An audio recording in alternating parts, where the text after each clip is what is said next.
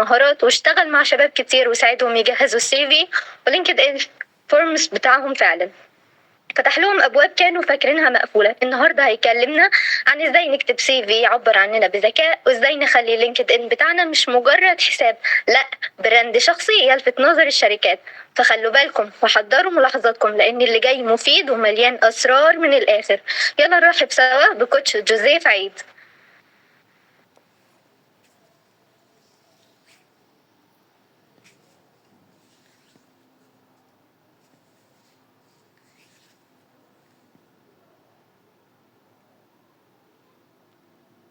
المايك مع حضرتك يا كوتش، تقدر تتفضل. تمام. اولا يا مساء الخير، يا رب تكونوا بخير وفي احسن حال. سعيد جدا طبعا بوجودي معاكم، وشكرا على المقدمة. بصراحة متشكر جدا. فخلينا نبدأ على طول عشان وقت حضراتكم. اولا احنا النهاردة هنتكلم عن نقطتين مهمين جدا. اول نقطة وهي لينكد ان.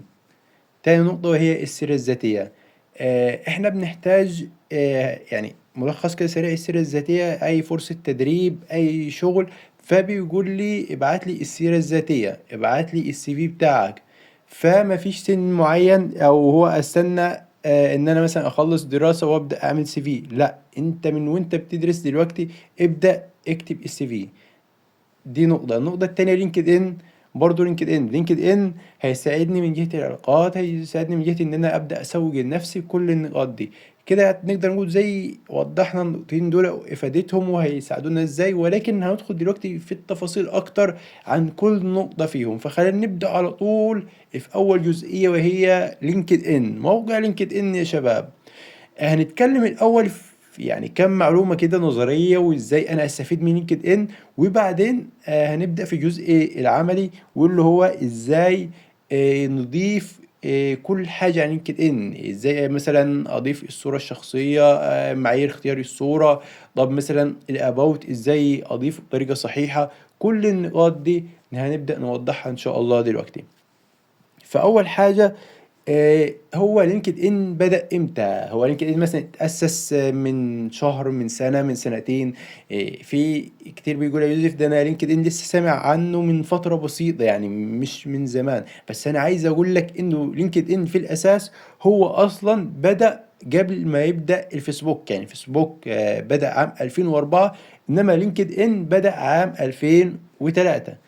دي نقطة. النقطة التانية كمان أنا عايز أقول لك لينكد إن موجود في أكتر من 200 دولة. طب هتقول لي يا يوسف أنا نقطة زي دي، أنا لسه حد ما أنشأتش حساب، لسه حد أول مرة أسمع عن لينكد إن. طب هو هتفيدني في إيه المعلومة دي؟ أقول لك لا، هتفيدك جدا، لأنه بكرة وبعده إن شاء الله حضرتك حابب مثلا إن شاء الله تشتغل كفريلانسر، تشتغل اللي هو كأونلاين، فحابب مثلا تستهدف دولة مثلا زي الامارات، زي السعوديه، يكون ليك سوق هناك يعني، وانت وشغال من هنا البلد.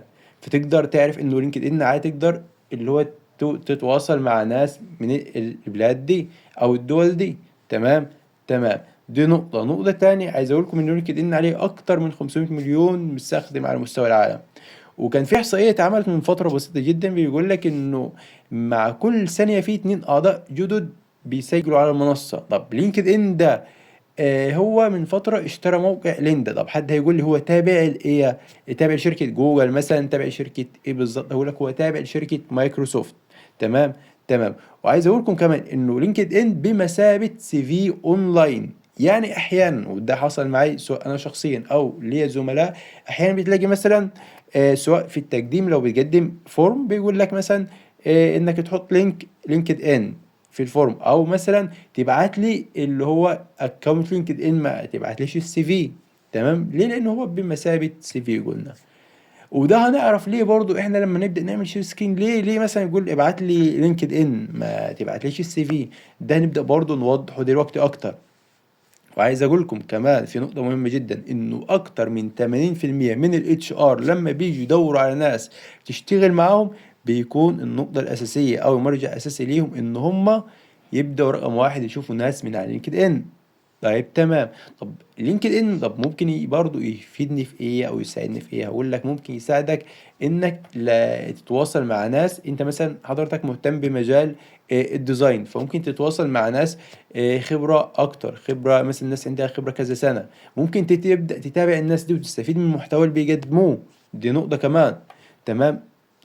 لو حضرتك هتقدم مثلا على انترفيو وممكن تعرف معلومات اكتر عن الشركه اللي هتقدم عليها ان شاء الله. طب هتقول لي يا يوسف انا دلوقتي هقدم مثلا على مكان زي ان اعمل انترفيو، هل هتبقى يعني النقطه دي هتفرق معايا مثلا او هتفرق مع الشخص اللي هيعمل لي انترفيو اني انا اكون عارف المكان ده ومذاكره وعارف نقاط قوته ونقاط ضعفه؟ وانا مثلا لو هقدم على الماركتينج انا عارف ايه مشكلتهم في الماركتينج، فانا هحاول اوضح ده بقى ان انا عندي نقاط قوه بالفعل في النقطه دي، فهقدر اساعد طبعا بدون يعني اللي هو ابقى فعلا صادق في النقطه دي ان انا هقدر اساعد. تمام. تمام. فهنا لينكد ان هيساعدني في النقطه دي ان انا ابقى اذاكر المكان، اعرف اكتر عن الشركه. تمام. دي نقطه. كمان يفضل لينكد ان بروفيشنال شويه، بلاش يا جماعه نهزر عليه. لا ان احنا على لينكد ان موجودين نبدا نكون شبكه علاقات، نبدا مثلا نعمل براند لينا على المجال اللي احنا مهتمين بيه، بس بلاش نهزر عليه. لانه كمان لينكد ان حاليا حضرتك ممكن كمان تشتغل زي ما قلنا سواء كفريلانسر او ريموت، يعني كل الوظائف دي تقدر تشتغلها. لانه هو بيوفر وظائف ريموت، بيوفر وظائف اوفيس كمان فريلانسر. طب حد هيقول لي ايه الفرق بين المصطلحات دي؟ طبعا هيجي وقتها وهنوضحها. وهو لينكد ان زيه زي مستقل وكمان خمسات وابورك، يعني في خانة دلوقتي هنوضحها وهي خاصة لو حضرتك بتقدم خدمة فريلانسر تقدر توضح الخدمة دي. وعلى فكرة بيكون في عملاء كتير بتجيلك، يعني من الخدمات اللي بقدمها مثلا مراجعة السيرة الذاتية أو بروفايل لينكد إن. حقيقي في عملاء كتير بتجيلي. ممكن أقول لك ما فيش أسبوع أو 3 4 أيام بتعدي عليا إلا وبيجيلي كذا عميل. تمام. فنقطة مهمة جدا هو لينكد إن، لأنه كده نقدر نقول هو بمثابة سي في أونلاين، وكمان بمثابة اللي هو منصة زي أبورك زي خمسة. تمام. تمام. ده يعني نقدر نقول كده كم معلومة. وعايز أقول لكم كمان آه في إحصائيات اتعملت من فترة قال لك 80% من الشغل بيجي من خلال النتوركينج، العلاقات. طيب تمام. دي بقى توضح لنا إيه؟ إن إحنا لما نيجي نضيف أصدقاء على لينكد إن نكون حريصين جدا إحنا وبنضيف ناس نستفيد منها. بمعنى أنا دلوقتي مثلا حد بدرس في كلية زراعة، أبدأ أضيف الناس زملائي مثلا في مختلف الجامعات، دكاترة من مركز بحوث، دكاترة مثلا معاهم مزارع، دكاترة معاهم شركات زراعية. آه، أبدأ أضيف الناس دي ليه؟ لأن أنا أستفيد من محتواها. طب أنا دلوقتي في زراعة وضفت مثلا حد في تجارة، طبعا كل الاحترام والتقدير أي حد أنا هضيفه، بس هل أنا هستفيد من محتوى الزميل ليا في كلية تجارة؟ أكيد مش هستفيد. ليه؟ لأن أنا مجالي غير مجاله. فأنا يفضل لما أجي أضيف إن الأصدقاء يفضل أضيف 60%. يعني مثلا لو عندي 1000 صديق يبقى 600 منهم ناس في مجالي. تمام. 30% دي اللي هو اتش ار او مديرين في الاماكن اللي انا حابب اشتغل فيها. يعني انا مثلا حابب اشتغل في شركه اكس وواي وزد. تمام. ابدا اضيف ناس من الشركات دي سواء اتش ار او سواء مثلا مديرين توظيف. طب هتقول لي هو هل نقطة مهمة دي او هتفرق معايا ممكن في يوم من الايام؟ اقول لك بالطبع هتفرق معاك. ازاي؟ ممكن توضح لي اكتر يا يوسف؟ اقول لك اكيد. لما حضرتك هتضيف اتش ار او هتضيف مثلا مدير توظيف، انا دلوقتي مثلا ضفت اتش ار عندي، فبدخل اول حاجه بعرفه على نفسي انا مين وايه خبرتي وكل النقاط دي. خلاص تمام.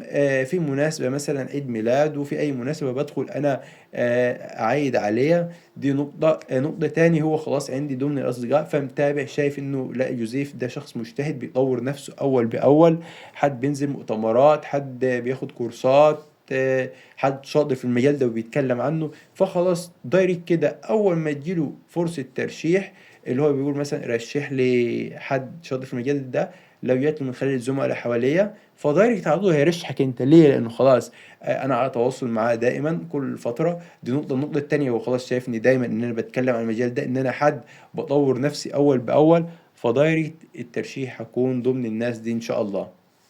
تمام. طب 10% دي بقى كانت working أو علاقات متنوعة، يعني مثلا أنا دلوقتي في الزراعة بس أنا مهتم مثلا بالموارد البشرية، مهتم مثلا بالعلاقات العامة، فمفيش مانع لو ضفت مثلا كام حد، بس طبعا الأهمية أو العدد الأكبر اللي هو الناس في مجالي. تمام. تمام. ايه تاني، ايه كمان حابب اوضح حاجة تاني مهمة، انه لما تيجي تنشر محتوى، فالمحتوى بيتقسم اللي هو لثلاث اجزاء، انك تتكلم عن المجال بتاعك، او اللي هو يكون بوستات او محتوى رائج او قصص ملهمة او قصص شخصية، لانه دي حقيقي بتفرق جدا في المحتوى. تمام. طب حد هيقول لي ايه اللي يخليني برضو استخدم لينكد ان؟ زي ما وضحنا، رقم واحد نتوركينج، بناء شبكة علاقات قوية مع ناس في مجالك، دي نقطة انك تقدر من خلاله تدور على فرص عمل. كمان انك تقدر تماركت لنفسك، سواء انت حضرتك كشركة او كشخص. تمام. انك تكون ابديت اول باول في المجال بتاعك، وده قلنا من خلال ان حضرتك بتتابع الناس المهتمين او الناس اللي في نفس مجال حضرتك بس خبرة اكتر من حضرتك. تمام. تمام. كل النقاط دي لينكد ان هيساعدك فيها. طب هتقول لي انا لسه يوزيف ناشئ لينكد ان في البدايه خالص، طب انشر ايه؟ لو انا لسه اول مره دي انا لسه انشأت الحساب، فانا حابب اعرف ايه اللي ابدا اشاركه على لينكد ان. هقول لك ممكن حضرتك تبدا بحاجات بسيطه جدا، مثلا لو في تدريب مثلا نزلت ممكن تشارك ده، الشهاده ممكن مثلا حضرت سيشن واستفاد نقطه واحد اتنين تلاته، تبدا تلخص ده وتنزله في بوست. حضرت بودكاست مثلا، والبودكاست ده كان بيتكلم عن مجال معين او المجال اللي مهتم بيه، ممكن تكتب ده تلخصه في نقاط برضه تنزله على اللي هو عندك على لينكد ان، وتذكر المصدر ان انا مثلا من خلال البودكاست ده استفدت واحد اتنين تلاته اربعه. تمام. كل الحاجات دي ممكن توضحها او تبدا بيها في البدايه، بحيث بعدين لو ما فيش حاجه دلوقتي هتنشرها مثلا، او مش هتتكلم عن، او ما عندكش معلومه كامله انك مثلا تتكلم عن المجال اللي حضرتك لسه بادئ فيه. تمام. تمام. طبعا لو انا مهتم بمجال بيفضل ان انا اتكلم عنه وانشر، لانه ده يساعد ان انا خلاص اتعرف في الحته دي انا شاطر بالفعل. تمام. تمام. وهنا المحتوى ممكن لما يجي انشر قدامي كذا طريقه. ممكن انشر اللي هو كبوست او كمقال يعني، ممكن انشر المحتوى في صورة، ممكن انشر المحتوى في ملف بي دي اف. ودي كانت الاحصائية اكتر، يعني احصائية اتعمل قال لك انه اللي هو اكتر محتوى عليه اقبالية وتفاعل هو انك لما تيجي تشارك معلومة تشاركها في نظام بي دي اف. تمام. طيب تمام. طب ايه افضل اوقات يا يوسف اشارك وانشر عليها في لينكد ان؟ هقول لك من الساعة 8 صباحا حتى 12 ظهرا، يفضل في الأوقات دي. تمام. تمام. دي نقطة تاني، هل لو أنا مثلا شيرت في وقت تاني هل ده غلط أو ما ينفعش؟ لا، عادي جدا اتشير. مثلا موارد يكون حضرتك مثلا الكوميونيتي اللي عندك أو الأصدقاء اللي عندك عارف ان انت مثلا الناس اللي عندك دي بتكون متواجده على لينكد ان الفتره المسائيه. تمام. فانا خلاص بدات اشارك على لينكد ان عندي، اشوف مثلا، طب انا شيرت الصبح، طب برضه يكون الناس دي بتبقى في الشغل مثلا مش متاحه، فخلاص لا، انا الشباب اللي عندي او اغلبيه الكوميونتي عندي شباب مثلا في الجامعه، فما يفتحوش الصبح، فبيجوا مثلا اخر يوم فبيبقوا متواجدين فبيفتحوا فتره مسائيه. فدي نقطه، ولكن هو كان الافضل انك تشارك او تقدم محتوى اللي هو فتره صباحيه. وبرضه لو هتشارك فتره مسائيه يفضل يكون كده على الساعه 5 مساء. طب ده تمام جدا. ده يعتبر اللي هو يعني جزئية كده اتكلمنا عن لينكد ان في معلومات نظرية عن ايه هو لينكد ان، ازاي انا استفيد من لينكد ان. دي كل النقاط. دلوقتي هنبدأ نعمل شير سكرين للاكونت. هستأذنكم طبعا عشان مش هتبقى الشاشة واضحة قدامي، حد يأكد معايا بس انه اللي هو الشير سكرين واضح. تمام. فهبدأ حالا اعمل شير سكرين لاكونت لينكد ان، وحد من حضراتكم يأكد لي انه الشير سكرين واضح.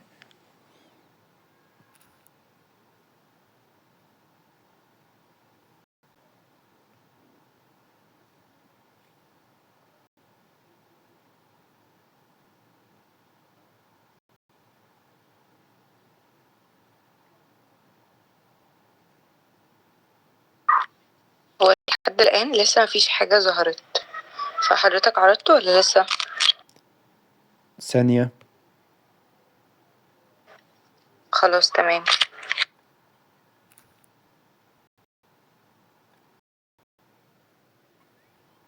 هو كده أنا عامل شير سكرين، فهل كده الدنيا وضحت قدام حضراتكم؟ كده تمام واضح. تمام جدا، تمام جدا. ده كده يا شباب الهوم أو شكل البيج على لينكد إن. تمام. لو بصينا آخر حاجة تحت هنلاقي جنب الهوم ماي نتورك، دي اللي هي شبكة العلاقات. هنا أول حاجة القائمة دي اللي هي ظهر الأسماء مثلا، دي الناس اللي هي بعتالي كونكشن أو طلب صداقة. تمام تمام. لو جينا دخلنا هنا على الانفيتيشن، هنا الريسيف دي الناس اللي بعت لي طلب صداقة. طب أنا حابب أعرف أنا بعت طلب صداقة لمين. هاجي هنا كلمة سند، ده بيظهر لكل الناس دي، بحيث لو أنا مثلا حابب أعرف بعت مثلا إشعار وحابب أعرف هل هو مثلا جاب لي كونكشن ولا لأ. هو مبدئيا هيجي لك نوتيفيكيشن أو إشعار إنه حضرتك هو جاب النوتيفيكيشن، بس برضه أنا ممكن أتأكد من النقطة دي. تمام تمام. هنا في الجزئية اللي تحت دي الناس دي اللي هي ايه، دي اللي هي طالبة خدمة السيرة الذاتية. تمام تمام. هنا بيقول لي بقى دي الأصدقاء اللي هو الاقتراحات، يعني هو الناس دي بنفس اهتمام مجالك، أو ناس وارد يكون مثلا درسوا في نفس الجامعة أيا كان. فهنا ماي نتورك. تمام. البوست هنا بقى لو حابب أضيف مثلا هنا الايفنت، هنا الميديا دي الصور، الجوبز لو حضرتك كريكروتر، خدمة مثلا لو حابب تعمل استطلاع على رأي، دوكيمنت الملف، كل اللي حابب تحتفل مثلا بحاجة، كل النقاط دي هتيجي من هنا. النوتيفيكيشن دي بقى الإشعارات، أول بأول مثلا حد علق على بوست عند حضرتك، حد مثلا شاف البروفايل، كل النقاط دي. ودي كمان الجوبس اللي هي آخر حاجة، اللي هو حضرتك لما بدأت في البروفايل في البداية خالص ووضحت إن أنت مهتم بإيه أو مجال إيه، فبيبدأ يظهر لك اللي هي الوظائف اللي هي نفس تخصص حضرتك. طيب تمام جدا. دلوقتي حابب أوضح حاجة وهنوضحها كمان شوية. دلوقتي مثلا على سبيل المثال الأستاذ أحمد صلاح بعت لي كونكشن، إيه أول 3 معلومات عرفتهم عنه أو هم ظاهرين؟ أول حاجة ظهرت الصورة، وكمان اللي هو الاسم، وكمان الهيدلاين. دول اللي هم أول 3 حاجات ظاهرين. تمام تمام.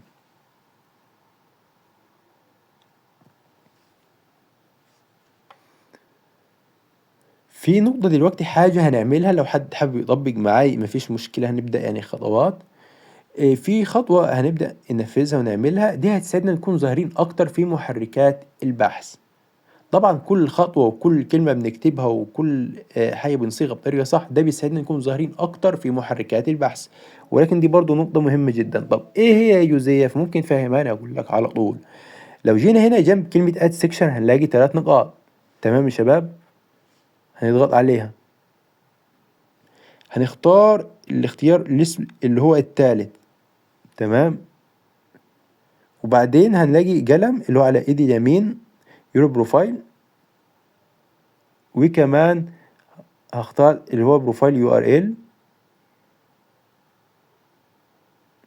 هاجي هنا يا شباب، هنزل تحت، هنزل في بيقول لي edit your custom URL، وفي قلم كده صغير لو ضغطت عليه هيظهر لي هنا جنب الاسم. لو حد هنا متابع معاي وبينفذ هيلاقي جنب الاسم هي رموز وحروف وارقام. هبدأ اشطب ده كل ده، ما اخليش غير اسمي فقط.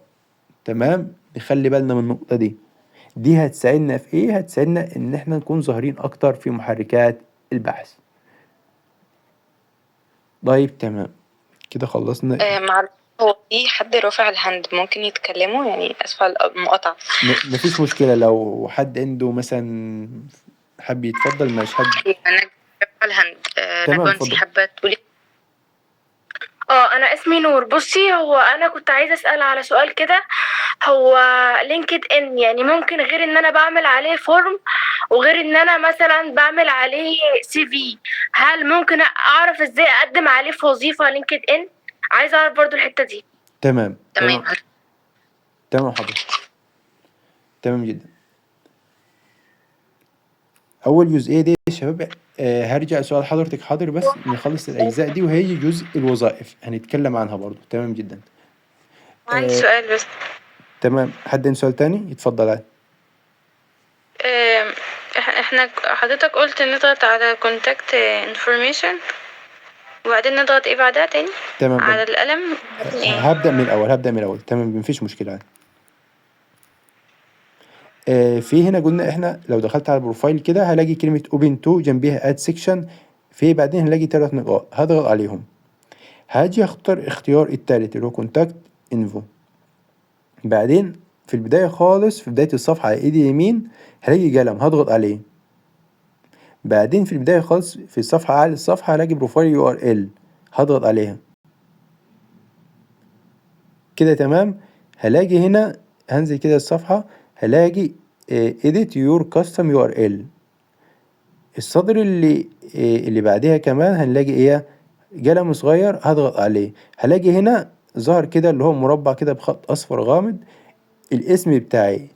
انا هنا معدلها، لو حد مثلا بيتابع اول باول مش معدلها هيلاقي جنب الاسم هيلاقي رموز وحروف وكمان ارقام.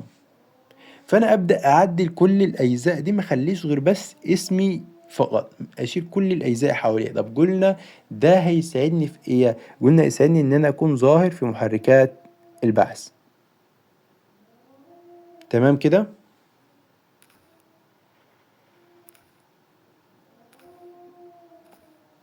تمام، دي اول جزئية. طبعا النقطة التانية هي صورة الحساب، صورة البروفايل. اولا في البداية خالص الصورة يفضل تكون بكواليتي كويسة. دي نقطة عايز اقول لكم ان كان في احصائية اتعملت من فترة بيقول لك انه بنسبة 14% بيزيد عدد الناس اللي بتزور البروفايل، وكمان بنسبة 23% بيزيد عدد الكونكشن او طلبات الصداقة. ده بسبب نقطة منهم اللي هي الصورة الشخصية او صورة الحساب. تمام. تمام. الملابس يفضل تكون احترافية، تكون خاصة بشغلك، تكون فورمال أو سيمي فورمال. تمام. تمام. يفضل بلاش نظارة، أو تكون الصورة سيلفي مثلا، أو الجودة تكون مش ألطف حاجة. يفضل إضاءة كمان تكون قوية. دي نقطة. طب حد دلوقتي هيقول لي أنا مش حابب أضيف صورتي الشخصية، ايه الحل؟ هل في حل؟ اقول لك هو يفضل انه حضرتك تكون ضيف الصورة الشخصية، يفضل. ولكن طب انا دلوقتي يوسف مش حابب اضيف صورتي الشخصية، ايه الحل؟ هقول لك ممكن من خلال تطبيق كانفا تكتب مثلا، تعمل تصميم كده وتكتب عليه مثلا اللي هو المجال اللي مهتم بيه حضرتك. انا مثلا مهتم بالماركتينج، مهتم مثلا بالديزاين، ابدا اوضح ده. ولكن طبعا الافضل او يفضل اللي هو يكون الصورة الشخصية. طب الاسم بنلاقي مثلا في اسماء حد ضايف جنب الاسم او كاتب الاسم رباعي، لا هو ثنائي يعني تمام جدا، ثلاثي ما فيش مشكلة. بس في ناس بتبقى كاتبة جنب الاسم كاتبة اللي هو مثلا الشركة اللي شغالة فيها، لو شغالة في شركة عالمية مثلا. تمام. لو مثلا حاصلة على شهادة زي ايلتس زي توفل زي مثلا شهادة MBA، كل الانجازات دي طبعا عظيمة جدا. ولكن هنا الاسم بكتب اسمي فقط مع مراعاة طبعا الحرف الأول كابيتال، ونخلي بالنا من الحاجات دي. بس اللي هو بلاش فكرة اللي هو أنا أضيف مثلا شهايد، بلاش أضيف مثلا شركات أنا شغال فيها، لا نكتفي بالاسم. طيب صورة الغلاف أو الكفر اللي هي دي،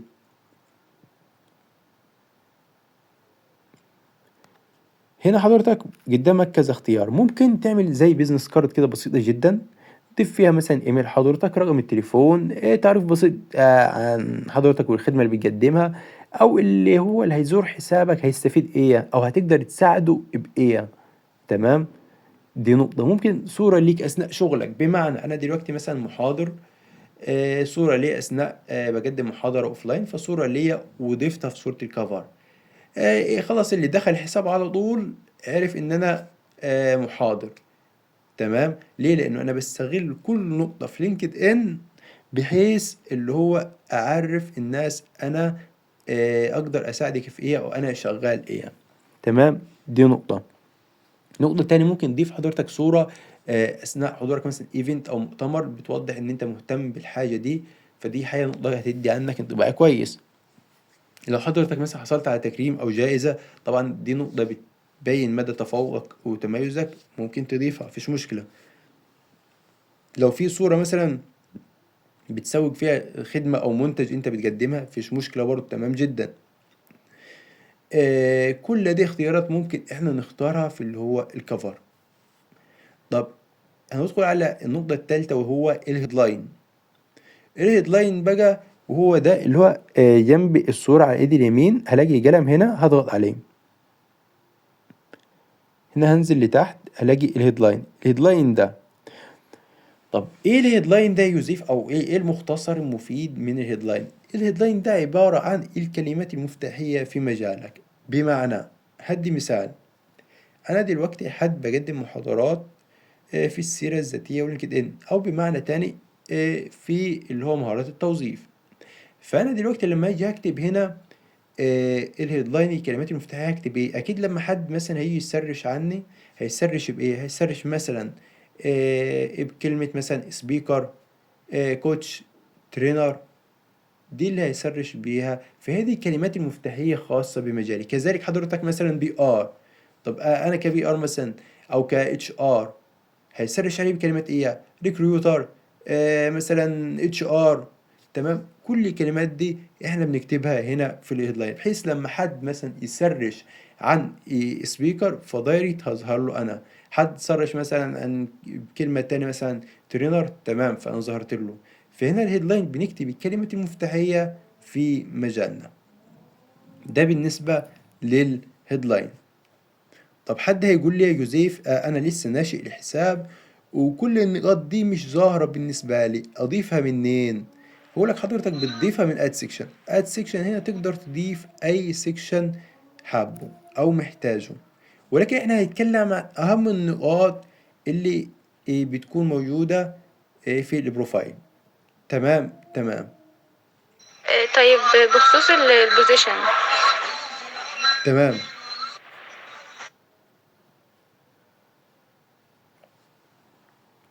اللي معاه سؤال يقدر يتفضل.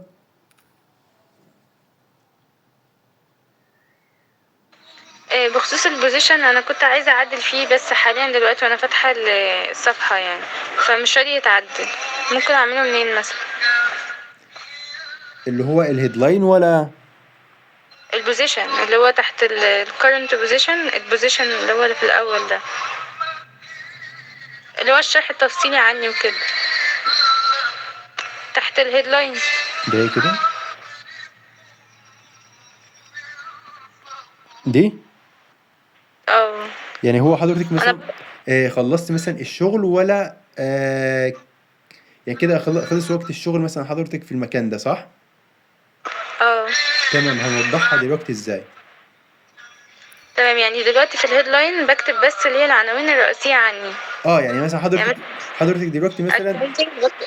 اه حضرتك دلوقتي تمام مثلا مع حضرتك. تشتغلي من مجال ايه او تخصص ايه؟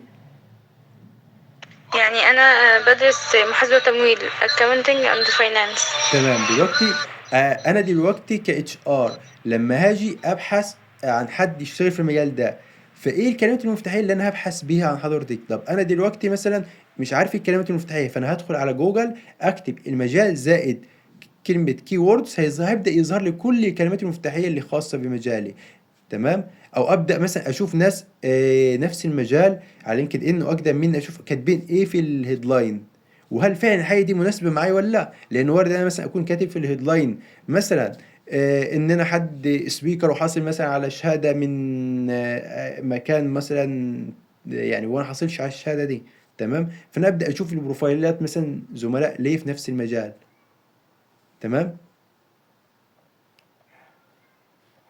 تمام ماشي مع حضرتك. تمام جدا. طب في حد برضه هقول لكم على موقع اسمه لينكد ان هيدلاين جنريتور. الموقع ده هيساعدنا ان احنا يستغلنا هيدلاين قوي، تمام تمام. في برضه موقع تاني اسمه هيدلاين انالايزر، ده بيساعدك بيعرفك مدى قوة الهيدلاين. يعني مثلا كاتب الهيدلاين ده، هو بيعرفني الهيدلاين ده كان يعني كويس ولا لا، في هيدلاين يفضل اقوى من كده. في موقعين برضه حابب اذكرهم، موقع اسمه صحح لي وموقع اسمه جراملي. الموقع الصحح لي ده بنتجنب، يعني ايه، بيساعدنا نتجنب اخطاء باللغه العربيه طبعا، بس يفضل احنا البروفايل يكون باللغه الانجليزيه، تمام. دي يفضل يعني. في حاله الانجليزي في بروفايل في موقع اسمه جرامرلي هيساعدني في النقطة دي، هو تجنب الأخطاء باللغة الإنجليزية. في نقطة كمان هننزل هنا، ودي الأباوت. الأباوت دي يا شباب يعني خلينا نتكلم عنها كده، أو نوضحها في كام سؤال. زي مثلا لما حضرتك بتكون في انترفيو فبيقول لك الاتش ار ليه مثلا اقبل حضرتك وما اقبلش الشخص التاني. طبعا هو في الاول والاخر التوفيق يعني من ربنا، ولكن يعني هنا بتبدا توضح حضرتك بقى خبراتك، النقاط اللي تميزك. لا ده مثلا ان انا حصلت مثلا على شهاده معينه، ده انا عندي خبره مثلا 5 سنين، ده انا عندي مثلا مهاره التفاوض، وانا عارف انه المجال ده او النقطه دي محتاجه حد فعلا عنده المهاره دي، فببدا اعمل سبوت لايت على نقاط القوه اللي عندي. تمام، دي نقطه. ونقطه تاني مثلا بيقول لك لو انت مثلا قابلت نجيب ساويرس مثلا في الاسانسير، فانت اكيد يعني في الوقت البسيط جدا ده اللي مش هيكمل دقيقه اكيد يعني مش هتضيع الوقت، ولا مثلا نقول له ازيك عامل ايه. لا، انت هتستغل الوقت اللي هو انك انت مثلا تعرفه على نفسك في ابسط وقت، وبتقدم ايه وتقدر تساعد في ايه، بحيث ممكن تلنك معاه او يبقى فيه فرصة تعاون. لو عرفت مثلا لا ده انا عارفه ان انا مثلا جوزيف ده انا عندي خبره 5 سنين مثلا في الموارد البشريه، لا ده هو خلاص ده ممكن الشخص ده فعلا طب ممكن يديك البيزنس كارد بتاعه. تمام، فانا هنا بستغل برضو كذلك، بكتب كل حاجة. طب خلينا برضو يعني نوضح الدنيا اكتر او ناخدها بالتفاصيل. اولا هو في حدود اكتر من 2000 حرف، دي نقطة يعني، فبنكتب براحتنا. نقطة.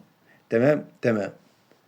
لو في حد بيزور البروفايل بتاعه حابب يعرف اكبر قدر من المعلومات، طبعا بيجي على طول لجزء الاباوت. في ادوات زي الذكاء الاصطناعي زي شات جي بي تي ممكن يساعدني في نقطة زي دي. تمام تمام. بنكتب طبعا قلنا الخبرات والإنجازات والمهارات، ويفضل يا شباب نوضح ده لو بأمثلة كمان. طبعا في البداية بنبدأ بحاجة اسمها يعني هوك. لو حد هنا عنده خلفية في كتابة المحتوى، فبنبدأ حاجة اسمها هوك. دي بتكون مثلا قصة، أو مثلا إن أنا أطرح سؤال بيمثل مشكلة للجمهور اللي أنا مستهدفه. تمام، أو إحصائية مثلا خاصة بالمجال اللي أنا مهتم بيه. كل حته ممكن نبدأ بيها ليه؟ عشان احنا قلنا ان هو اكتر من 2000 حرف، فعشان اقدر اشد الشخص انه يكمل قراءة للاخر. تمام تمام. دي في البداية. بعدين انا ببدأ اعرفه بنفسي، انا مين.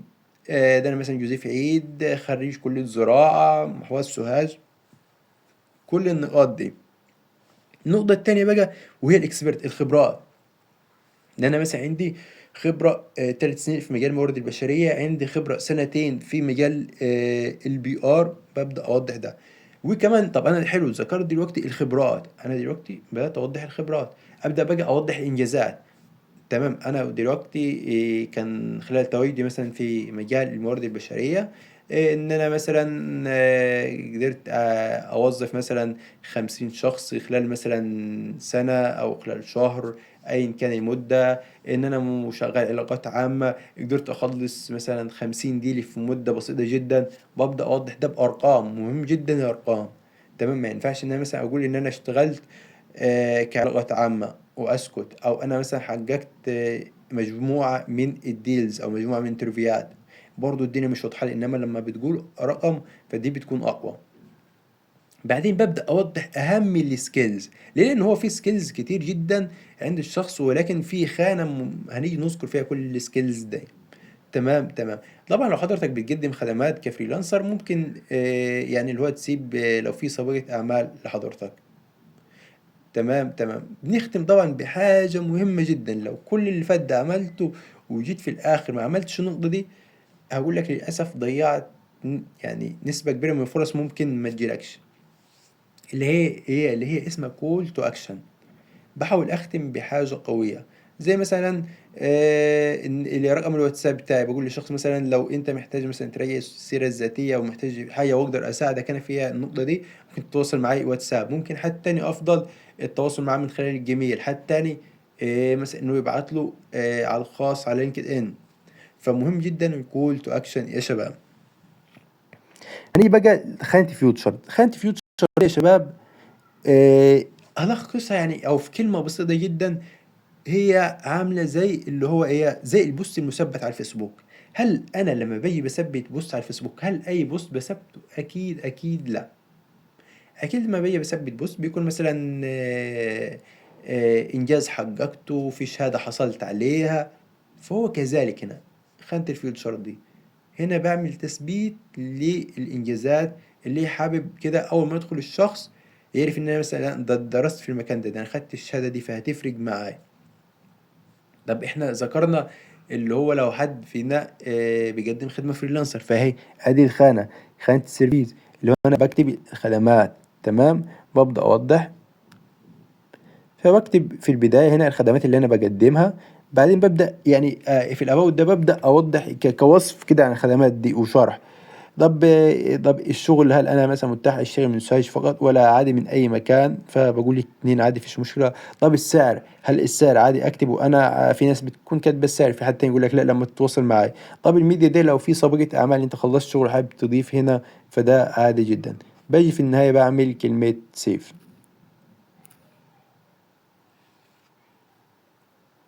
دي بقى جزء الاكتيفيتي. تمام تمام، لحد هنا الدنيا تمام يا شباب؟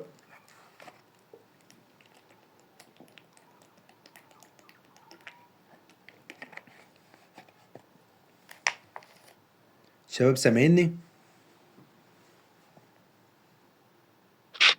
تمام، الصوت تمام ثواني. تمام، هل في أي مشكلة في الجزئية اللي فاتت؟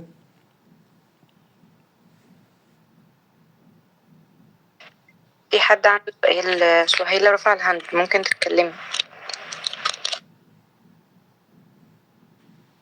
هو احنا لو لسه متخرجين فممكن نكتب ايه في خانة الاباوت لو مش عندنا لسه انجازات وكده فهل ايه الحاجات اللي احنا ممكن نحسن بيها اللينكد ان بتاعنا؟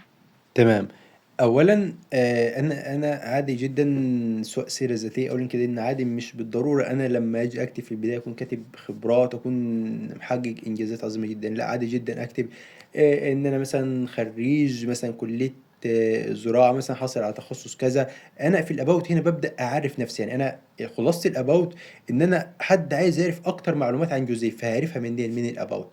فانا بكون بقول له ان انا مثلا اتخرجت من كليه الزراعه بتقدير مثلا جيد، اشتغلت على مشروع واحد اتنين تلاته اربعه، ان انا خلال الدراسه مثلا يعني درست كذا كذا، لو في تدريبات نزلتها مثلا ببدا اوضح كل النقاط دي. لو عندي خلفيه مثلا في مجال تاني ببدا اوضح. خلاصه الاباوت اللي هو انا اول مره ادخل على بروفايل او اول مره مثلا اشوف جوزيف، فانا حابب اتعامل مع جوزيف فحابب اعرف اكتر عنه. طب هو يا رب خريج ولا لسه بيدرس؟ طب هو عنده خبره في المجال ده ولا هو كاتب سبيكر في الهيدلاين كاتب ان هو سبيكر وسكت؟ طب سبيكر ايه في تخصص ايه؟ طب عنده خبره كام سنه؟ طب حصل على شهاديه؟ طب ايه الاماكن اللي قدم معاها مثلا قبل دي؟ تمام، فانا هعرف كل ده من خلال الاباوت وكمان من خلال ان انا اسرش في بروفايل جوزيف. تمام كده؟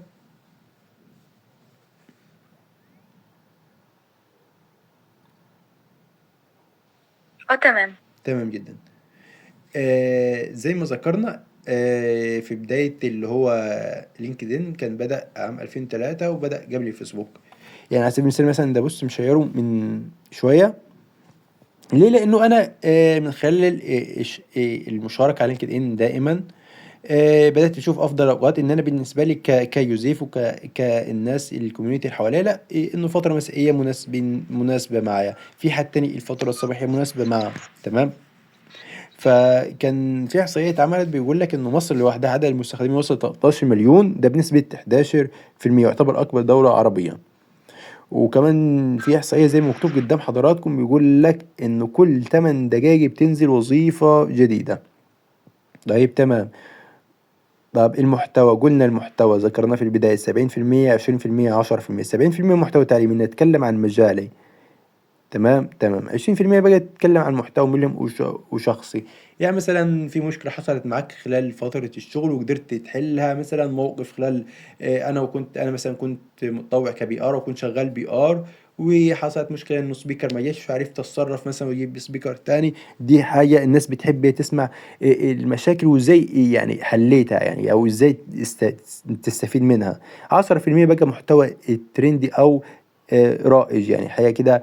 بوست مثلا تلاقيه ترندي وهادف كمان، نقطة مهمة جدا. قلنا أفضل أوقات النشر من 8 صباحا حتى 12 ظهرا. ده بالنسبة للأكتيفيتي. هنوضح بقى هنا برضو، احنا ذكرنا في البداية وقلنا ليه لينكد. في حد عنده سؤال؟ ايوه، هو يعني الافضل ان احنا نحط بوست بالانجليزي ولا بالعربي؟ العربي. هو يفضل يكون لغة البروفايل، يعني ان انا كاتب الهيدلاين كاتب الاباوت، بس البوست لا، البوست عربي، يفضل عربي يعني. الا بقى لو انا كل الكوميونتي اللي ضايفهم ناس اجانب او الفئة اللي انا مستهدفها، يعني أنا مثلا او انا بتعامل مثلا مع ناس مثلا خارج مصر فهم لغتهم مثلا غير عربية، فتمام ببدأ اكتب ده. بس هو طبعا يفضل كمحتوى لغة عربية. تمام. وبخصوص حتة ان انا مثلا لو عايزة بقى تدريب لشركة معينة من على لينكد ان، يعني ابعت لهم ازاي او كده على الويب سايت تمام بتاعتهم ولا؟ تمام هنشوف مثال دلوقتي. تمام. في جزء الاكتيفيتي يا شباب، لما وضحنا في البداية وقلنا اللي هو ليه الاتش ار مثلا بيقول ابعت لي اكونت لينكد ان ما تبعتليش السي في. انا هنا في جزء الاكتيفيتي ببدأ أشوف مثلا جوزيف بيتكلم عن إيه. هل لينكد إن بيبدأ ينشر عن محتوى حد آه، المحتوى بتاعه هادف، ولا مثلا زي الفيسبوك كده؟ تمام. مثلا طريقة رده على الناس في الكومنتات، هل سلوكه أسلوبه هل فعلا كويس ولا لأ مثلا؟ تمام، كل النقاط دي بتفرق. تمام. فهنا نقطة مهمة جدا في جزء الاكتيفيتي. بقى في حد ذكر من شوية اللي هو جزئية البوزيشن والشغل والكلام ده، لو انا انهيت الشغل، انا خلصت الشغل، ازاي كل النقاط ده هنا في جزء الاكسبيرينس. خلينا هنا بقى انا دلوقتي هضيف اد بوزيشن. هاجي هنا في البداية اكتب التايتل، انا ايه المسمى بتاعي في الشغل، مثلا محاسب، مهندس زراعي، علاقات عامة، مسؤول توظيف، فبكتب ده هنا.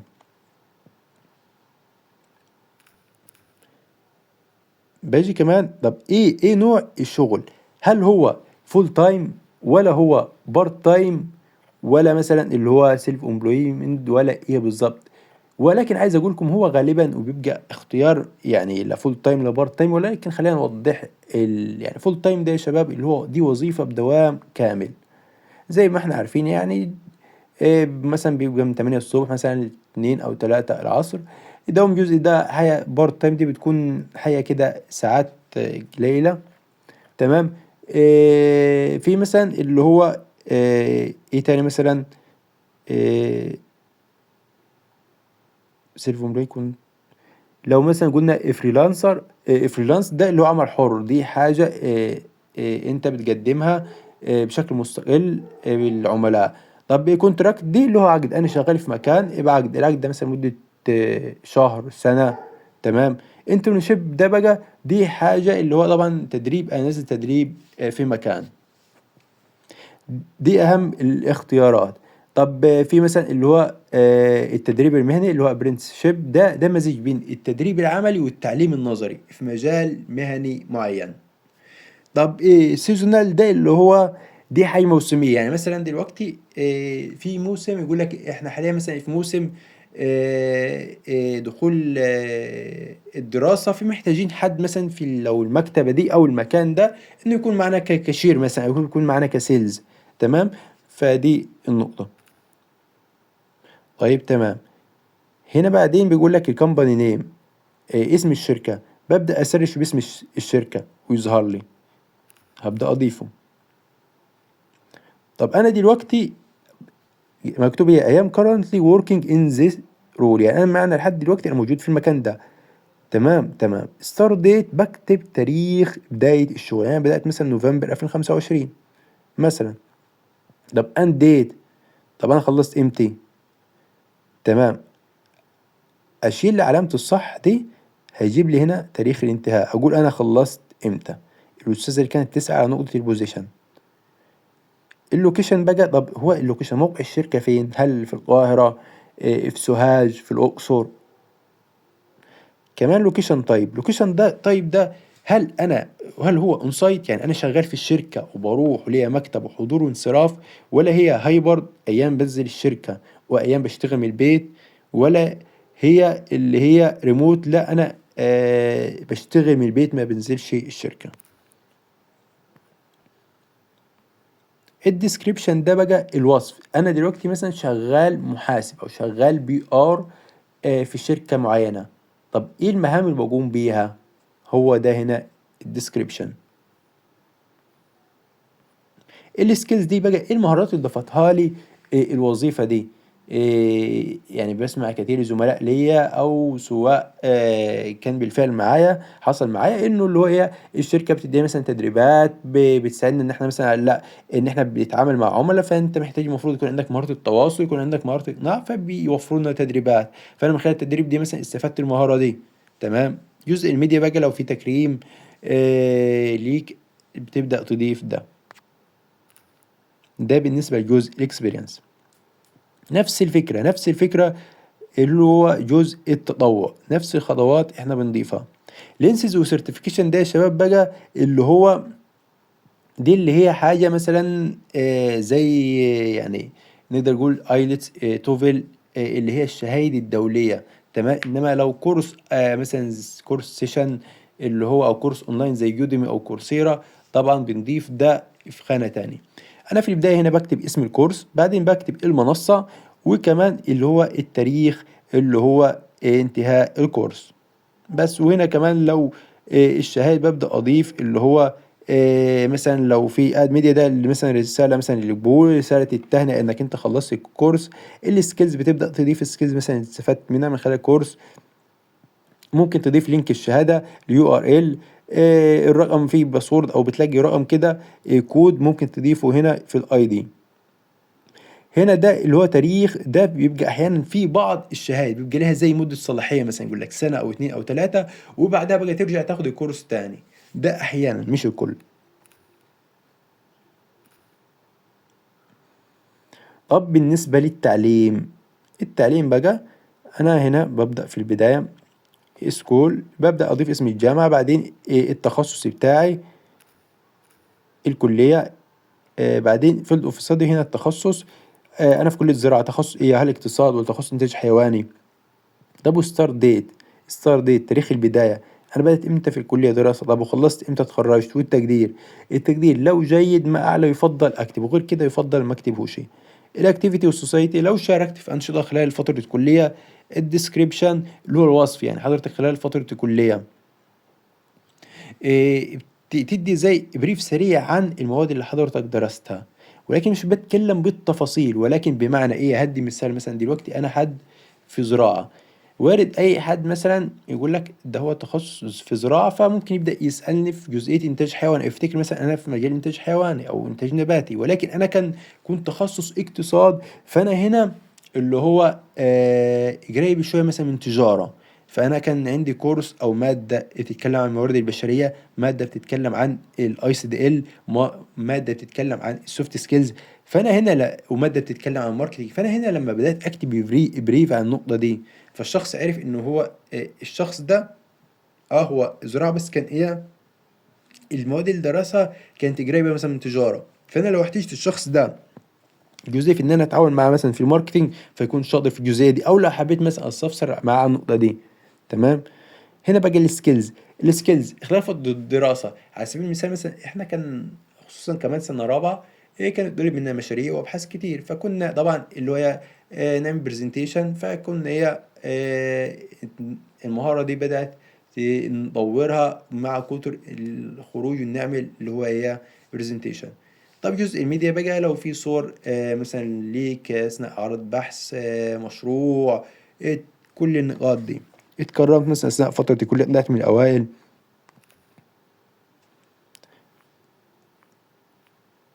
في جزء سكيلز، وهنا دي المهارات يا شباب، انا هنا ببدأ اضيف المهارات، ودي برضه نقطة مهمة جدا. عشان كده بنقول مثلا اللي هو في أحيانا ناس بتقول لك ابعت لي بروفايل لينكد إن، مش اللي هو السيرة الذاتية. أنا مثلا هنا ضفت المهارات دي، فهنا في حاجة اسمها اندورسمنت. الشخص بيأكد لي يقول فعلا إنه جوزيف عنده فعلا المهارة دي، عنده مهارة التواصل، عنده مهارة الإقناع. حد مثلا حضر سيشن قبل كده فشاف فعلا إنه جوزيف عنده مهارة الإقناع، مهارة التواصل. حد كنا مع بعض مثلا في تيم تطوعي، ما كنا مع بعض في الشغل، فأكد لي على حاجة زي دي. حاجة زي دي برضو بتساعد في ظهور اللي هو محركات البحث. دي الريكومنديشن دي لو في حد مثلا، لو انا بقدم خدمة فريلانسر وانا مثلا لسه في البداية، ممكن اخليه يكتب لي ريكومنديشن حد مثلا زميل ليا في الشغل. تمام. حد مثلا حضر سيشن معايا قبل كده. كل النقاط دي ممكن نشاركها اللي هو ريكومنديشن. وعلى فكرة يا شباب، ريكومنديشن نقطة مهمة جدا نخلي بالنا منها. طب اللي هو البابليكيشن ده عبارة عن ايه؟ ده يا شباب مثلا اللي هو ده هو عبارة عن يعني جسم بنعرض فيه المنتجات بتاعتنا. زي مثلا لو انا في كتيب كتبته، يعني كتيب مثلا اتكلمت فيه عن العلاقات العامة، اتكلمت فيه عن الموارد البشرية، فببدأ اكتب ده. لو انا ليا كورس مثلا، عملت كورس مثلا نزلته على منصة زي يوديمي او كورسيلا، تمام، ببدأ اشارك ده. كل ده ممكن ابدأ لو حقيقة انا قمت بنشرها، تمام، ابحاث، كتب، مقالات، منشورات علمية، كل الكلام ده انا ببدأ اشارك ده. ده نقدر نقول يعني تلخيص سريع عن اللي هو لينكد ان. وايه هو لينكد ان واهميته، واتكلمنا عن اهم الحاجات في لينكد ان. فلحد هنا لو في اي حد عنده سؤال يقدر يتفضل، بحيث ننقل على الجزئية التانية وهي السيرة الذاتية. لو حد عنده سؤال يا شباب يقدر يفتح المايك ويتكلم.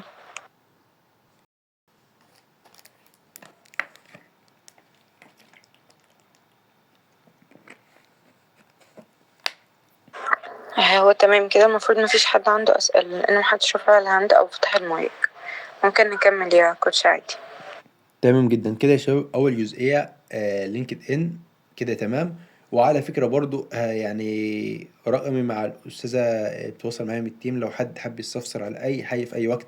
لو حد مثلا لسه هينشئ حساب يعني، وحاليا مثلا بيكتب ده في النوت بوك، مفيش مشكلة، ممكن يتواصل معايا في أي وقت، يقول مثلا عندي مشكلة أثناء التسجيل، لا النقطة دي مثلا ما وضحتليش برضو أثناء الشرح، تقدروا عادي جدا اللي هو تسألوا في أي وقت طبعا. تمام. هنقول دلوقتي على طول عشان وقت حضراتكم على الجزء الثاني في السيشن، وهو السيرة الذاتية.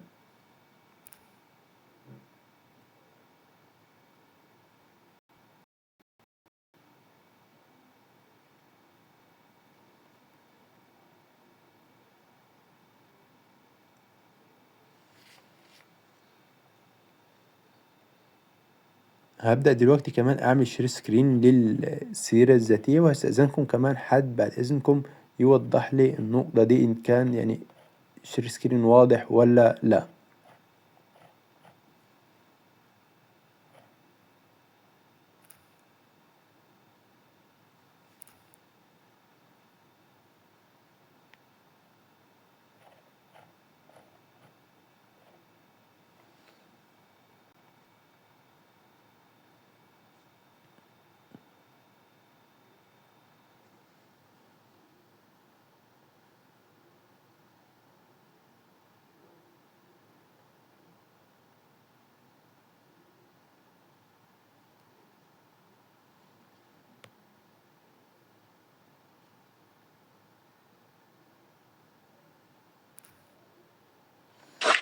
كده كده تمام.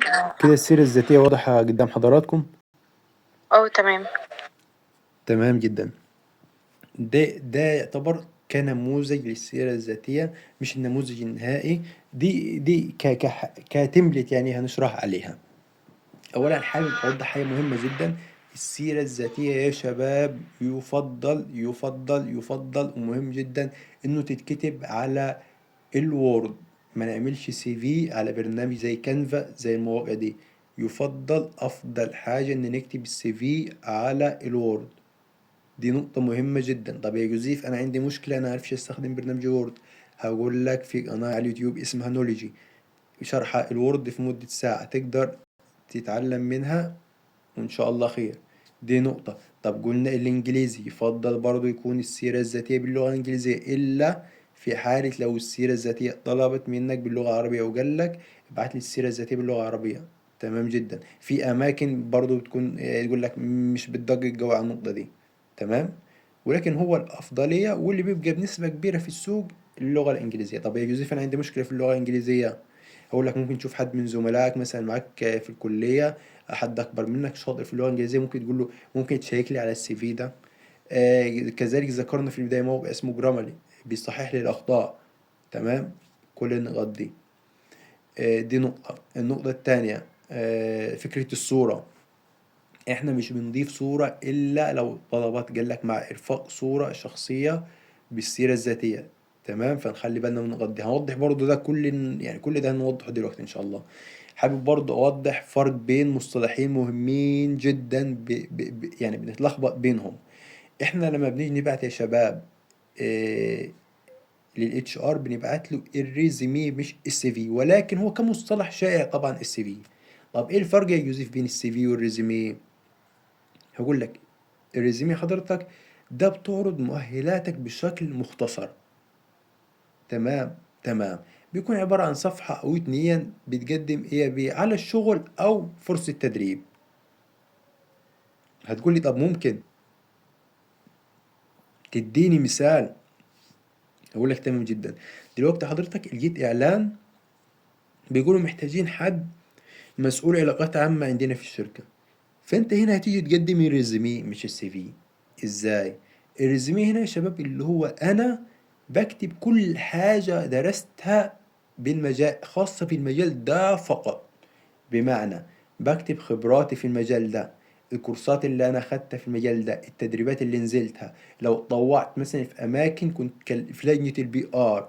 طب يا جوزيف أنا يعني أنا دلوقتي مثلا أخدت كورس في الديزاين ما اكتبهوش شيء؟ أقول لك يفضل ما تكتبهوش شيء، إلا في حالة لو أنا لسه يعني اللي هو ما كونتش سي في أو ما خدتش كورسات قبل كده، ففيش مشكلة عادي ممكن تكتبها، تمام. يعني لو لسه حضرتك لسه في البداية خالص وما خدتش كورسات قبل كده خالص ولسه يعني بتقول يا مسهل وبدأ حضرتك تطور مهاراتك وبدأ لسه، فيش مشكلة نبدأ نكتب ده.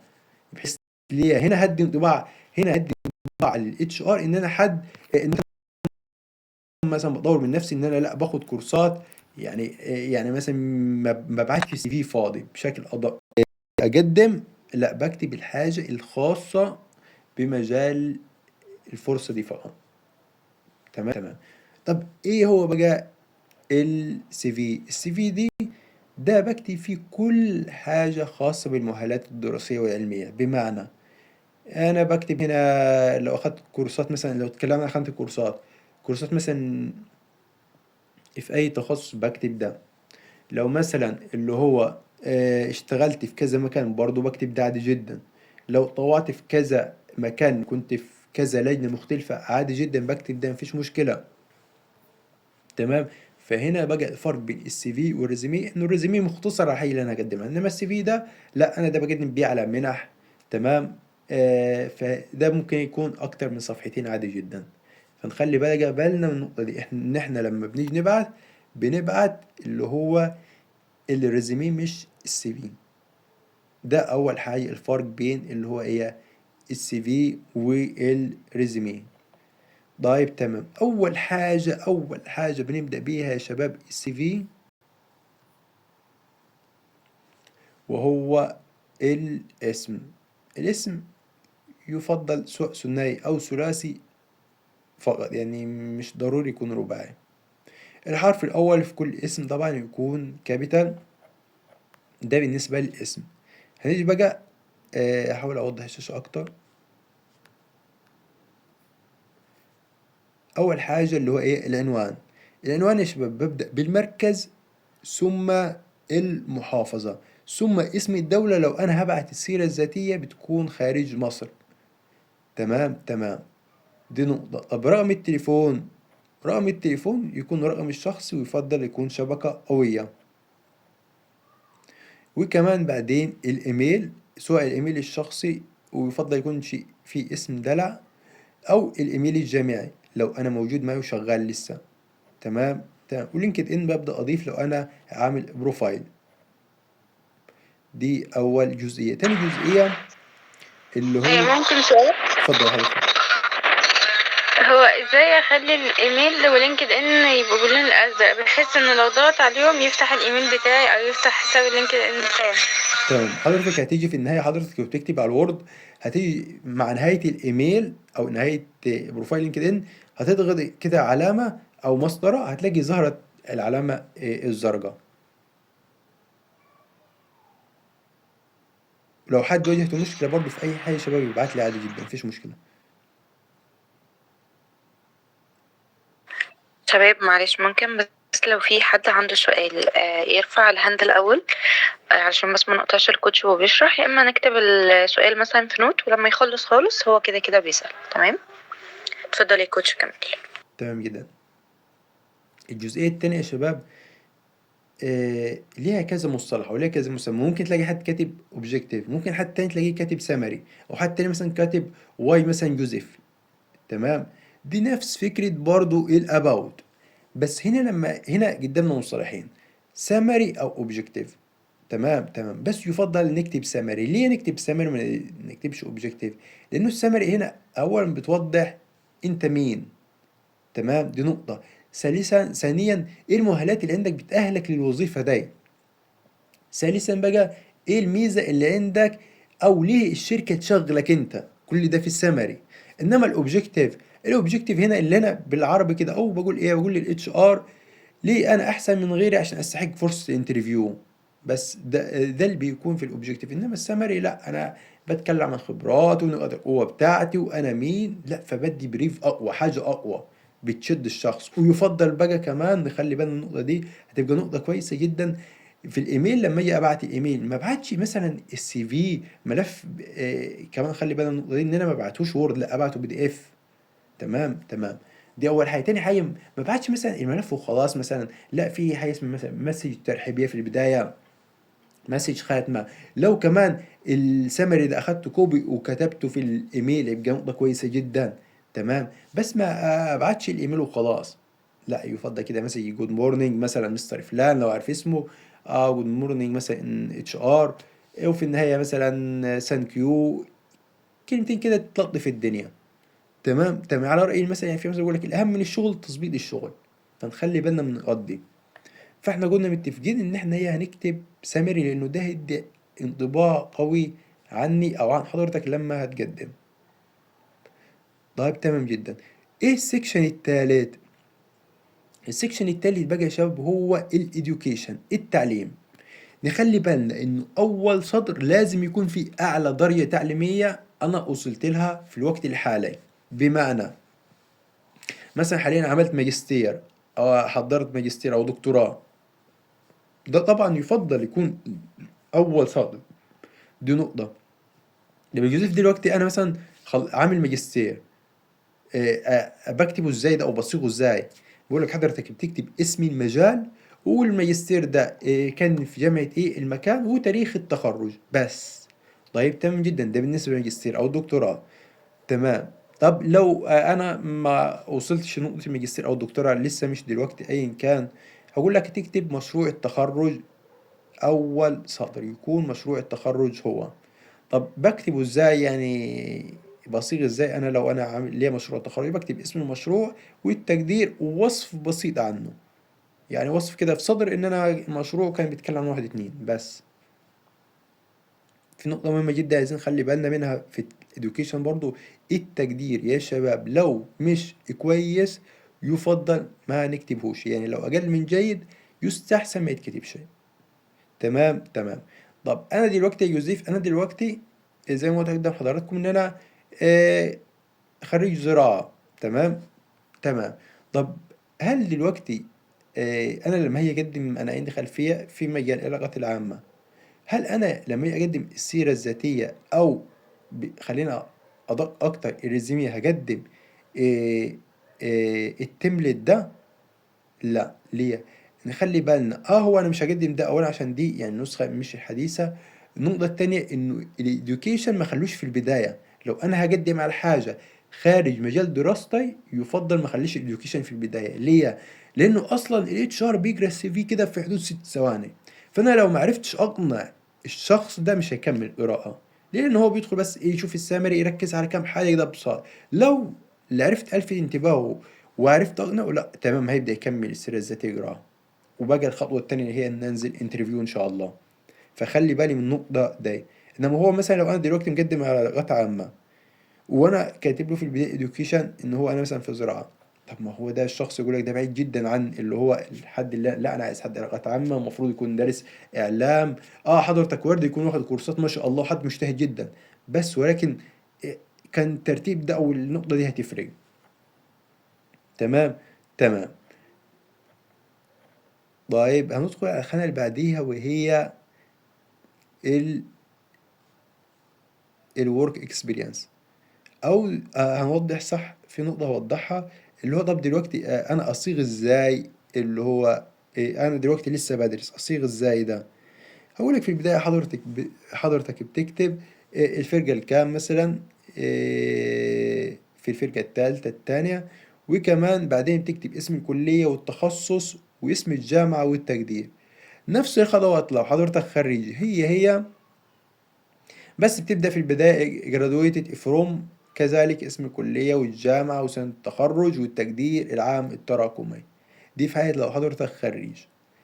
ده بالنسبة للصياغة أو الترتيب، أنا برتب إزاي أو بكتب إزاي الإديوكيشن. تمام. الخانة اللي بعديها الورك اكسبيرينس. نخلي بالنا بقى في الكام خانة الجايين، سواء ورك اكسبيرينس، سواء التطوع، سواء الكورسات. أنا لما باجي بكتب ده بكتبه من الأحدث للأقدم. بمعنى يعني أنا مثلا اشتغلت في مكان عام 2025 من شهر 1 لحد شهر 3، واشتغلت وظيفة تاني كانت 2024، فالأحدث بكتب الوظيفة اللي هي في 2025. تمام. نخلي بالنا من النقطة دي. كذلك في التطوع، كذلك في الكورسات. نفس فكرة برضو اللي هو الترتيب أو اللي أنا الصيغة بكتبها في الورك اكسبيرينس، نفس الفكرة هي التطوع. ببدأ في البداية بكتب المسمى الوظيفي، أنا مثلا محاسب، أنا اتش ار، أنا صحفي. تمام. كل النقاط دي. بدي اسم الشركة اللي أنا شغال فيها، وبكتب تاريخ البداية وكمان تاريخ النهاية. ولو كنت لسه شغال في المكان ده، أنا لسه شغال ما خلصتش، بيجي في النهاية بدل ما أكتب اللي هو تاريخ النهاية مثلا بكتب اللي هي بكتب اللي هي بريزنت، اللي هو بمعنى لحد دلوقتي أنا لسه شغال. طبعا باجي في نقاط كده تحت بعض بوضح اللي هو المسؤوليات، ايه المسؤوليات اللي كانت مطلوبة مني خلال الوظيفة دي. تمام تمام. في كمان يفضل لو انا كتبت دي كتبت مثلا انجاز حققته وكمان ارقام. دي نقطة مهمة جدا، اللي هو في اللي هو جزئية المهام او المسؤوليات في وظيفة. ده بالنسبة للي هو الورك اكسبيرينس. كذلك التطوع، قلنا التطوع نفس الخطوات هي بتكتب برضو المسمى، ان انا كنت مطور مثلا في لينة الديزاين، كنت مطور مثلا في لينة العلاقات العامة، لينة الاتش ار، كنت منبر مثلا، كنت رئيس لجنة، بدأت امتى تطوع وخلصت امتى، وايه المسؤوليات اللي كانت مطلوبة مني. كل النقاط دي طبعا برضو مع مراعاة التواريخ. هندخل على الخانة دي كمان وهي خانة الكورسات. في البداية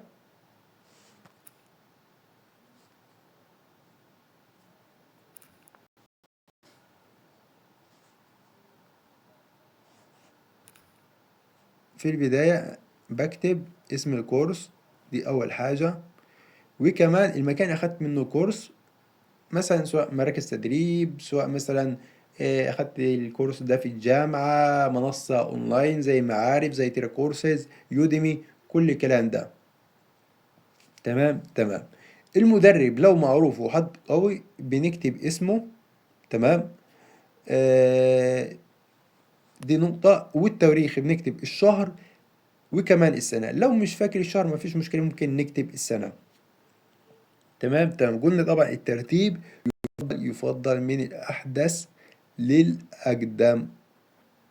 دي نقطة مهمة جدا. بنيجي بقى على الخانة اللي بعديها وهي الكمبيوتر سكيلز. بكتب مستواي بقى في اللي هو الوورد والإكسل والباوربوينت.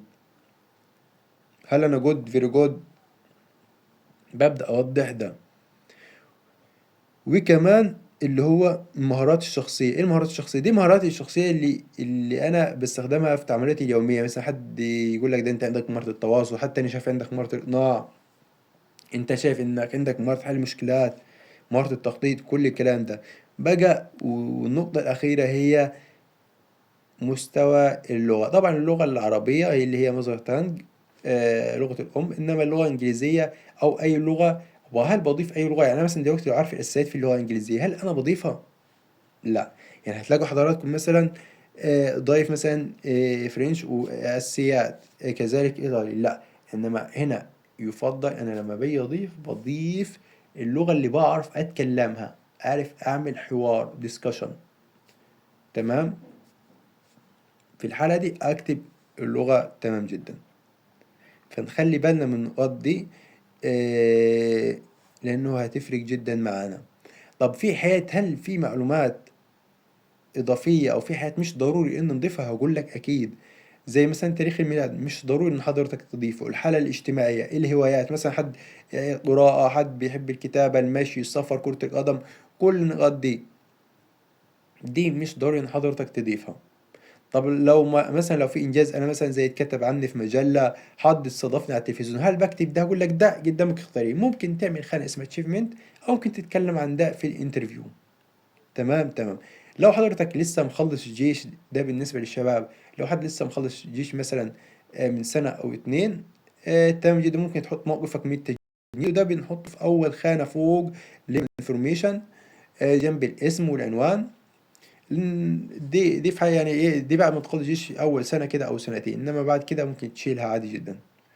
تمام جدا. اسمك في البداية يفضل يكون بخط واضح وكبير. تمام. ما نكتبش كلمة سي في بداية الملف. يعني مينفعش أكتب مثلا يوسف عيد زكي CV. تمام، لا ده خطأ. أو مثلا في اسم الملف بره CV، لا ده واضح CV، فمش محتاجين نوضح ده. تمام. العناوين الجانبية اللي هي مثلا زي education، زي work، دي بتكون 16. تمام. والكلام اللي بنتكلم عنه أو بنشرح الحاجة دي بيكون 14. طبعا الصورة قلنا ما نحطوش صورة غير لو الشركة طلبت مننا اللي هو مع إضافة صورة. طبعا الصورة CV قلنا يكون بصيغة PDF. ولازم نقرأ الإعلان كويس قبل ما اللي هو نقدم. تمام. ونحاول على قد ما نقدر نتجنب الأخطاء اللغوية. طب أنا دلوقتي يوسف طالع الأول على الدفعة، هل أكتب ده؟ أقول لك طبعا تكتبه، سواء في التعليم أو في السمري، بنكتب ده هنا وهنا. طيب تمام. في حد يقول لي طب يا يوسف انت ذكرت في خانة الكورسات، قلت سواء كورسات اخدناها او تدريبات، طب هو ايه الفرق؟ هل في فرق ولا كلهم واحد؟ اقول لك في فرق. تعال نوضح مع بعض الفرق بين الكورسز والتريننج والانترنشيب. الكورسز دي بيكون مثلا ممكن سيشن زي كده تضيفه في خانة الكورسات، كورس مثلا اونلاين ممكن تضيف ده. تمام. بالنسبة للتريننج ده بيكون نسبة نظري ونسبة عملي، ولكن مش في تخصص حضرتك. بمعنى زي كورس ICDL مثلا. تمام. هو ده مش في مجال حضرتك. يعني مثلا دلوقتي انا في زراعة واخدت تدريب في ICDL، هل ICDL ده هو مهم طبعا بالنسبة لي ومهارة مهمة، بس هل ده في مجالي؟ لا. فده اضيفه ضمن التريننج. طب دلوقتي الانترنشيب ده بيكون عملي بنسبة 100%. ده زي التدريب الصيفي اللي بتنزل كده حضرتك. مثلا لو حضرتك في كلية صيدلة فبتروح في صيدلية تنزل تدريب، أو مثلا حضرتك في زراعة فبتروح مركز بحوث أو مزرعة، فده بيبقى انترنشيب. تمام. دي نقاط يعني بالنسبة للفرق بين التدريب والكورسات وكل النقاط دي. طب دلوقتي حد يقول لي الشركات ازاي بتقوم بعملية التوظيف؟ هل اول حاجه بتعملها الشركه هي بتنزل اعلان؟ اقول لك للاسف لا. وهنا في نقطه وضحناها في لينكد ان مهمه جدا، وحابب برضو اكد عليها هنا. اول حاجه هي بتكون اعلان داخلي جوه الشركه. يعني بمعنى مثلا بنشوف هل حد حابب مثلا، لو قسم مثلا موارد البشريه، هل في حد حابب ينقل مثلا تخصص مثلا ريكروتمنت مثلا للبيرسونال؟ طبعا بيكون مؤهل للنقطه دي. النقطه الثانيه وهي اللي خصوصا حابب اتكلم عنها هنا، هي نقطة النتوركينج، العلاقات. انا مثلا معايا جوزيف في الشركه. طب يا جوزيف انت تعرف حد مثلا يكون معانا كبي ار؟ اقول له اه ده انا عارف حد مثلا قابلته في مؤتمرات قبل كده. عشان كده من وجهه نظري انا شايف انك حضرتك تشارك في مؤتمرات وايفنتات، دي نقطه كويسه جدا انك تبدا تكون شبكه علاقات.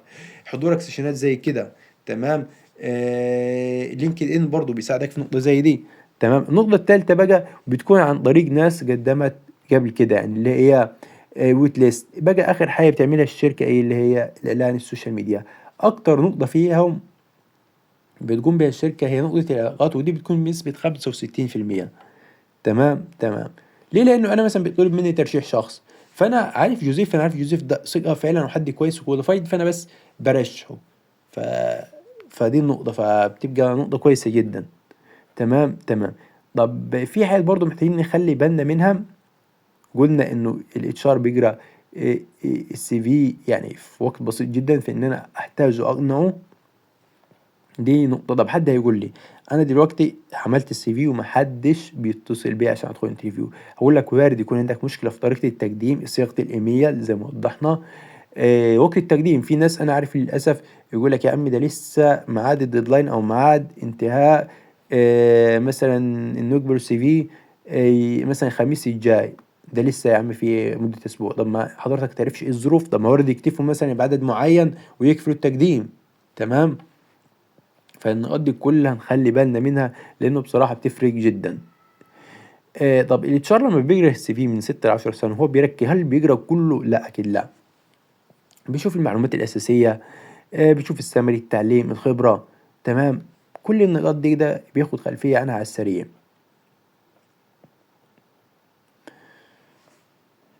ده كان ملخص سريع كده عن اللي هو الريزومي او السيره الذاتيه. لو في أي حد من حضراتكم عنده سؤال يقدر يتفضل. هو ما كانش سؤال بس طلب. في حد كان بيقول لحضرتك لو ممكن تبعت لينا نموذج للسي في على الجروب، عشان مثلا لما يجوا يكتبوا يبتدوا يخلي بالهم من النقاط الأساسية دي يعني. تمام ما فيش مشكلة. أنا ممكن هو كده كده السيشن مسجلة. دي نقطة رقم واحد. رقم اتنين ممكن ابعت لكم التمبلت ده مع مراعاة طبعا نخلي بالنا انه يعني ان احنا مثلا الاوبجيكتيف ان هو احنا قلنا سمري. تمام. فنخلي بالنا من النقاط دي وده وضحناه، ولكن كتملت ممكن عادي جدا تبدأوا تستعينوا بالتملت ده يعني. فهبعته لكم ان شاء الله. حاضر مفيش مشكلة. تمام. شكرا جدا لحضرتك. أحمد رافع لهند، اتفضل.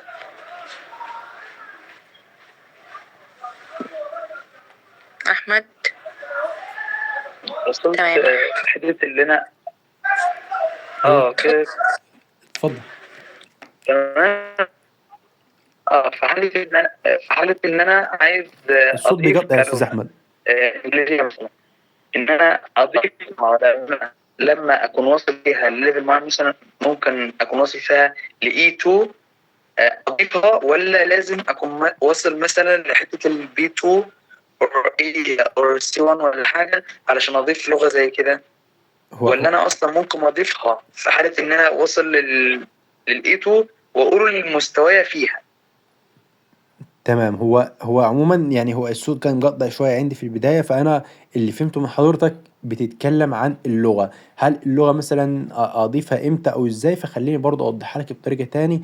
شوف حضرتك، إحنا قلنا لما بنيجي نضيف اللغة بنضيف المستوى. أنا هنا بكتب مستواي في اللغة. أنا هنا لو بعرف أعمل حوار وأتكلم فتمام جدا بكتب. طب هل بكتب إزاي؟ بكتب مستواي في الأربع مهارات اللي هو إيه؟ speaking, listening, reading, writing. في كل مهارة بكتب مستواي good, very good, excellent. تمام. اوكي. لو انا كده سمعت سؤال صح، لانه انا الصوت كان تمام. مقطع عندي شويه، فانا يعني حاولت اخمن او افهم السؤال على قد ما اقدر. ولكن لو الدنيا ما وضحتش برضه قول لي سؤالك بالظبط لو ما كانش ده السؤال او الهدف. لا لا تمام. تمام جدا. في حد تاني شاب حاب يسأل اي سؤال يقدر يتفضل.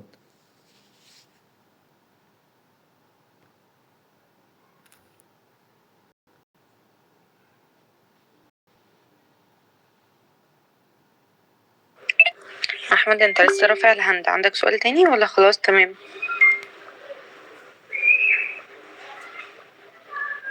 تمام احنا عندي نسأل. سؤال تاني. طيب اتفضل يا أحمد.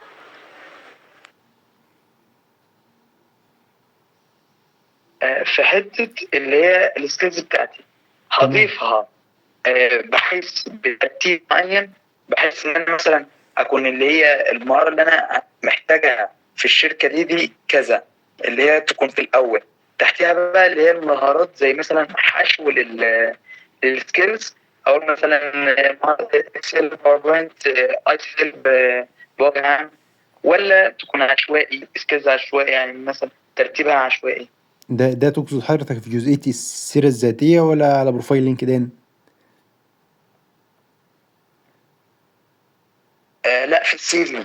تمام. اولا نخلي بالنا، انت حضرتك ذكرت نقطة نخلي بالنا منها، فيش حاجة اسمها اضيفها بعشوائية.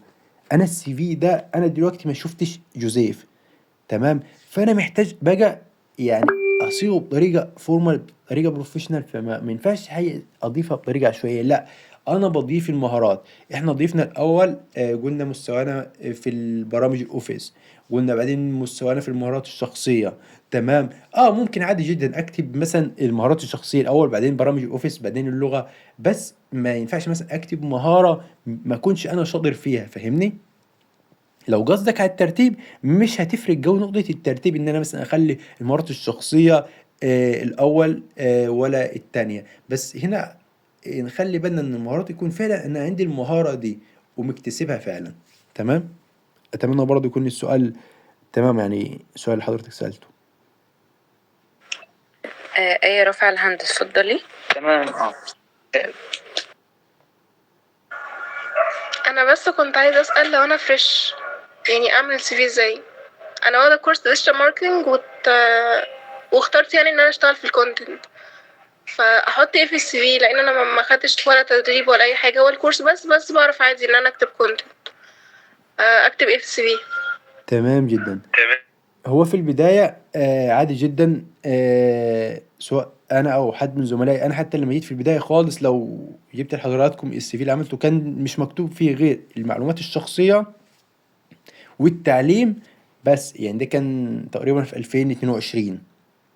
ده كان كل المكتوب في السيرة الذاتية، مفيش غير معلومات الشخصية بس، واللي هو ان انا بدرس في كلية الزراعة وتجدير وبس، ده كان كل مكتوب. ولكن بدأت بقى اطور نفسي كل شوية، اخد كورس على اليوتيوب، اخد كورس مثلا اونلاين، وبدأت لا اضيف حاجات وخلاص، لا بحدث كل شوية السيرة الذاتية، ما يعديش عليها مثلا شهر او شهرين بحدث، اخدت تدريب، نزلت تطوعت في مكان، فعادي مفيش مشكلة. مش لازم لما ابدأ انا السي في اول مره ان انا اكون لا مكتمل كل حاجه زي النسخه اللي شفناها دلوقتي، لا. مفيش حد بيبدا مره واحده، لا، هي بنطلع السلم درجه درجه. عادي جدا انا ممكن في البدايه خالص اكون كاتب بس معلومات الشخصيه واكون كاتب التعليم، لا طب ده انا بكره خلاص مثلا حضرت محتوى او كورس مثلا على اليوتيوب بيتكلم عن وورد، فانا اتعلمت مهاره وورد، خلاص جيت هنا كتبت، عملت خانه جديده اسمها هي مهارات الكمبيوتر، وضفت بقى الوورد. لا ده انا خلاص، ده انا مثلا نزلت اتطوعت او حد من زملائي قال لي ده انا شايف عندك مهاره التواصل اللي كويسه جدا، ده انت حد مقنع، خلاص عملت اللي هو خانه تاني كده وضفت المهارات الشخصيه. تمام.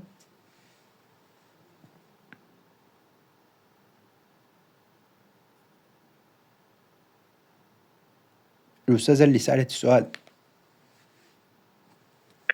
تمام ماشي، شكرا. بالتوفيق. تمام. معلش احمد فتح المايك، قصدي رافع الهند. حبيبي يا احمد تسأل حاجة تاني ولا؟ اخر سؤال. اتفضل. اتفضل براحتك. طيب هو انا احط صورتي في السي في ولا دي حاجه مش بروفيشنال؟ تمام.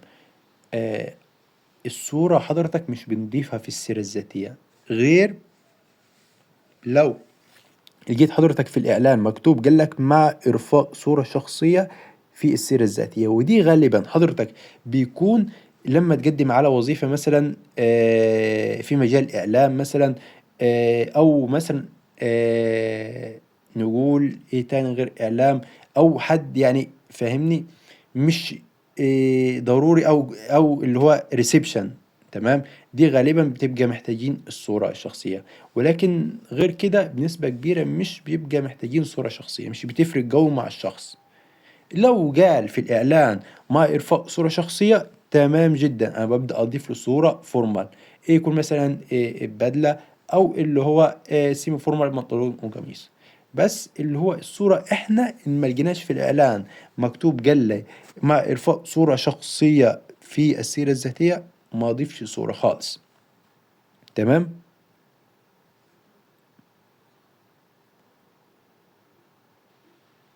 تمام. تمام جدا، بالتوفيق. في حد عنده سؤال تاني يا شباب؟ في اي حد عايز يسأل حاجة يا شباب قبل ما ننهي السيشن بتاعتنا؟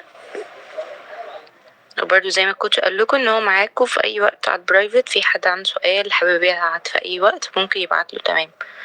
بالظبط. دلوقتي في حد عنده اي سؤال؟ تمام، احنا كده خلصنا. اتفضلي يا كوتش دعاء. طيب وبكده نكون وصلنا لنهاية سيشن النهاردة. بصراحة السيشن كانت مليانة معلومات مفيدة جدا. شكر كبير لكوتش جوزيف عيد على طاقته وعلى كل التبس الرائعة اللي شاركنا بيها النهاردة. أكيد كل واحد فينا طلع النهاردة بحاجة جديدة يقدر يطبقها فورا في السي في أو لينكد إن بتاعه. ما تنسوش إن دي كانت بس البداية من كامب الهارد سكيلز، ولسه الجاية أحلى وأكتر فايدة بإذن الله. فاستنونا في الجلسة الجاية وخلي عندكم نفس الحماس والطاقة دي دايما. شكرا لكل الناس اللي حضرت ونشوفكم على خير. وفي النهاية يعني حابب أشكر حضراتكم جميع الحضور، وحابب أشكر التيم طبعا على الاستضافة، وأتمنى أكون قدرت يعني أساعد أو أفيد حتى لو بنسبة 1%. وبالتوفيق إن شاء الله لحضراتكم جميعا. ولو في أي حد حب يستفسر على أي حاجة في أي وقت، بالتأكيد رقمي مع أساتذة في التيم، تقدروا تتواصلوا في أي وقت. وبالتوفيق والسلام عليكم.